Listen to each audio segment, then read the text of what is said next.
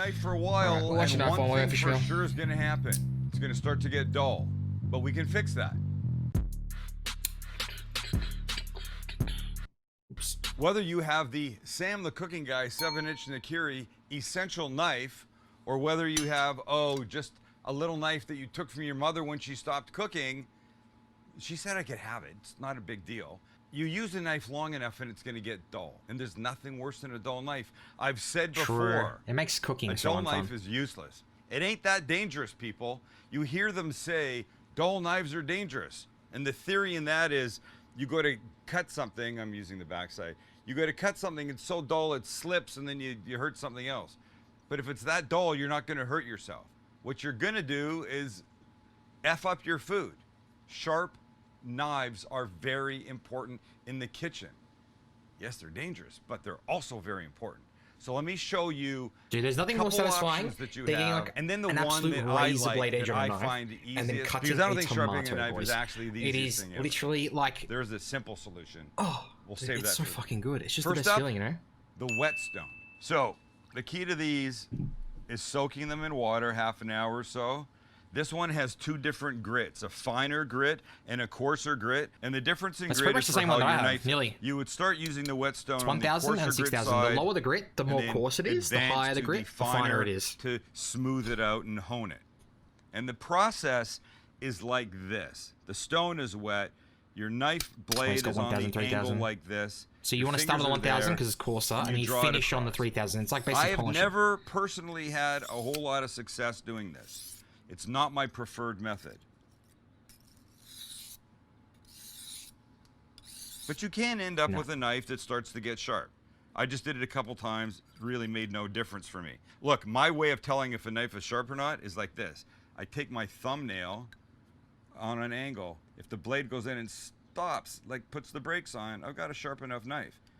Like this, it's nothing.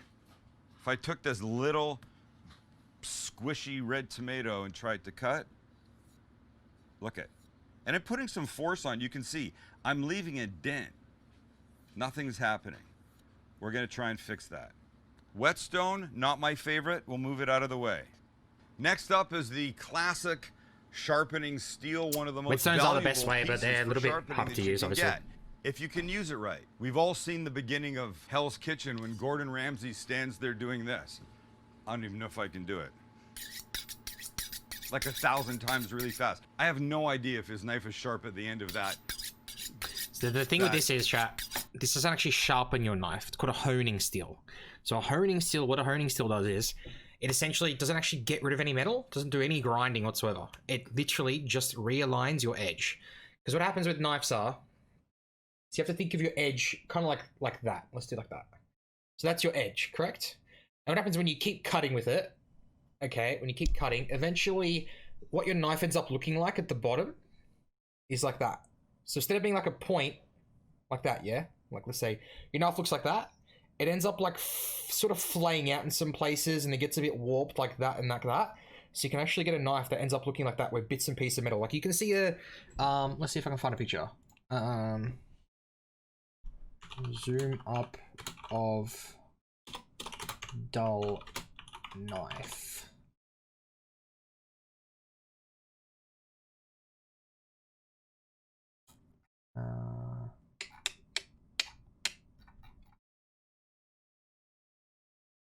Wait.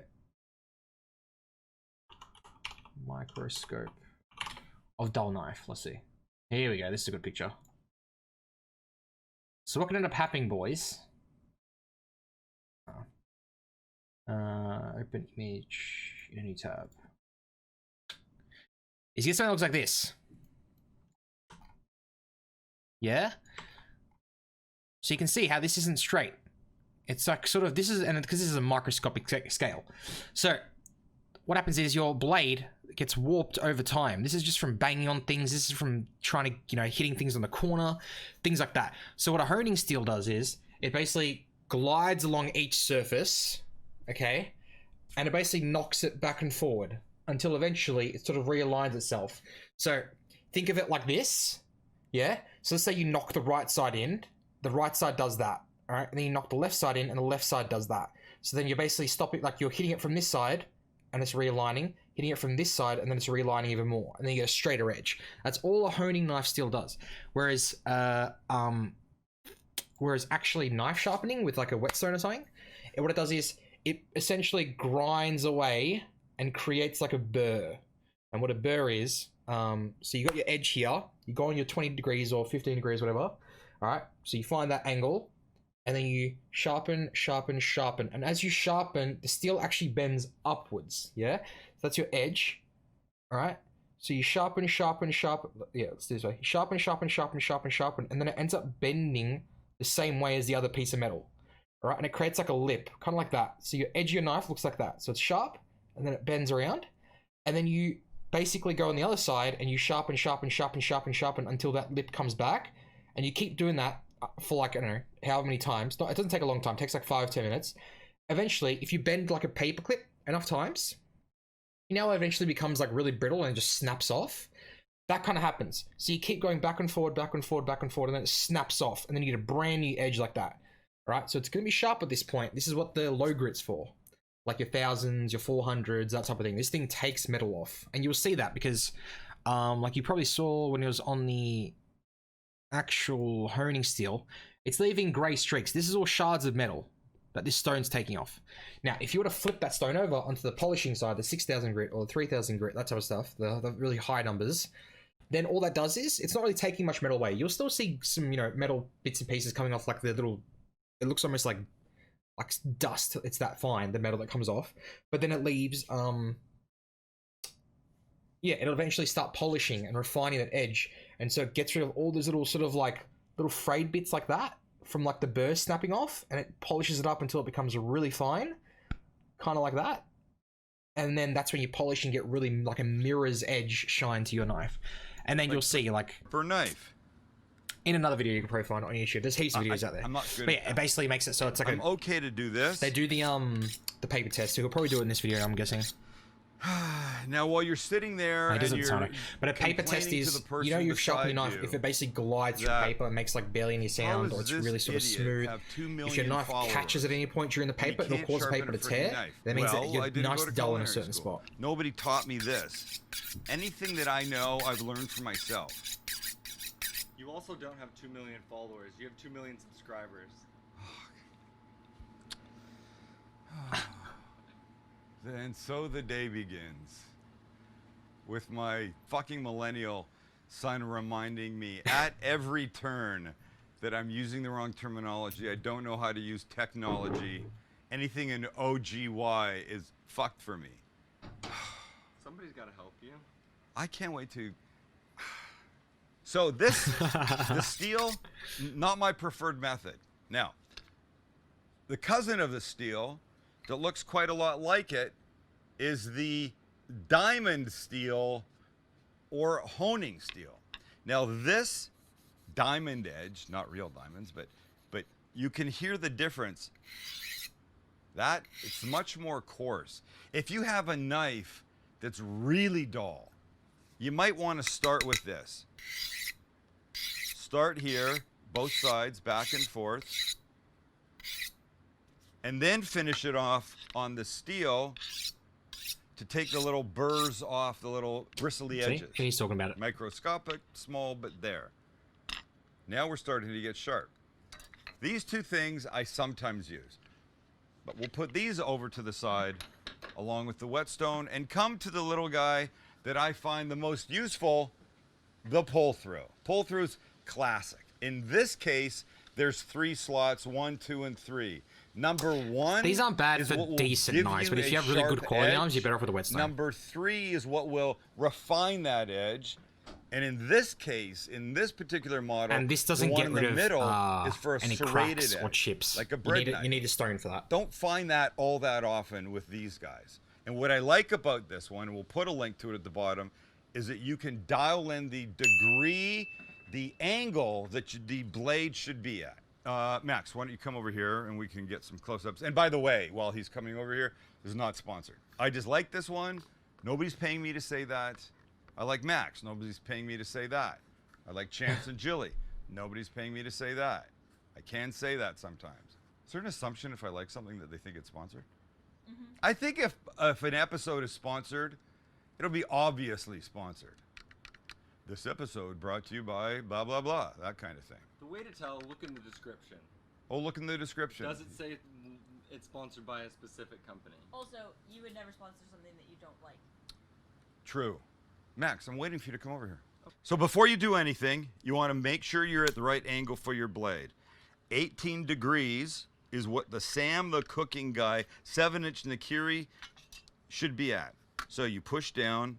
In this case, you push I like down, Gyoto's. turn it till you get to 18. Gyoto's like and the most Japanese knives are chef going to be knife. 18 because that's where Nigiri- the red is, and nigiri that's is where good it's as marked well. there, right?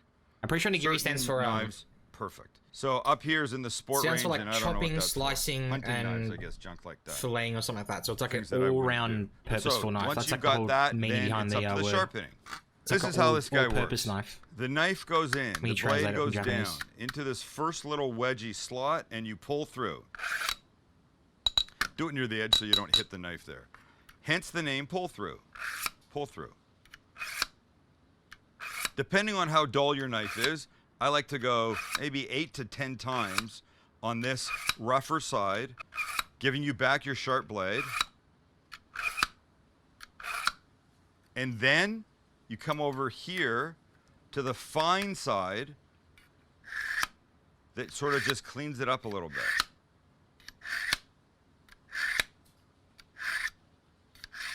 And this now is a beautifully sharp blade. Okay, so back to our tomato, our squishy little tomato. You saw the result before. Let's see what we can do. And need I say any more, ladies and gentlemen? That cut like a hot knife through butter. That was, as they say in the infomercial world, that was demonstrative. And when you can show a product to be demonstrative, people at home go, oh, holy shit, I must have that. Yes, I could have done it with the Sam knife, but I was showing you the dull knife that I brought back to life using a pull through. That's why I like it. You almost can't make a mistake. And while it's not nearly as fancy as doing this in front of your guests and whatever, it actually works, and that's all that matters. People ask about storage. Here's the deal. Knife magnet whoosh, on the wall. If you have one knife, probably don't need it. If you've got 7, a serrated bread knife, a paring knife, a chef's knife, one of these, one of those, a bird's beak. Yes, there's a knife called a bird's beak. Then maybe you want like the magnet. Failing that, a knife block is always a good thing. I have a knife block that's magnetic on the sides. I like that. What you don't want to do is take your nice knife that you've Throw it cared in a for, that drawer you've sharpened, where that it you've taps not other put in the metal things. dishwasher, that you've gently washed the handle and then dried it off so it lasts a long time. You don't want to just throw this in a drawer with a whole bunch of other kitchen junk. That's a mistake. You can buy a plastic protective sheath for some of your knives, and then in a drawer it's okay. Then it's not dangerous or getting dull being banged up against other people's knives. Your people's knives, your other knives. That was confusing. Then it won't get all dinged up banging against your other knives. So, questions? Anybody? Oh, yes. Slepong. How often do you need to sharpen? your Excellent knife? question. How often do you need to sharpen your knives? How often do you use your knife? Depends, yeah. If I have If you start to major cooking feel session resistance, and I'm using that's my when you do it. Sam the Cooking Guy It should be like knife an everyday for thing. 4 or 5 hours.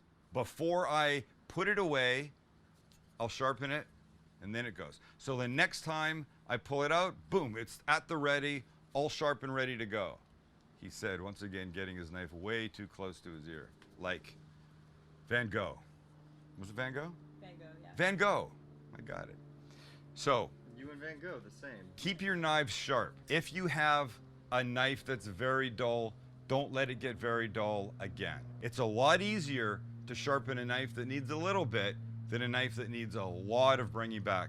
Then at some point you might need a diamond steel, honing thing, whatever. So keep your knives sharp, keep them at the ready.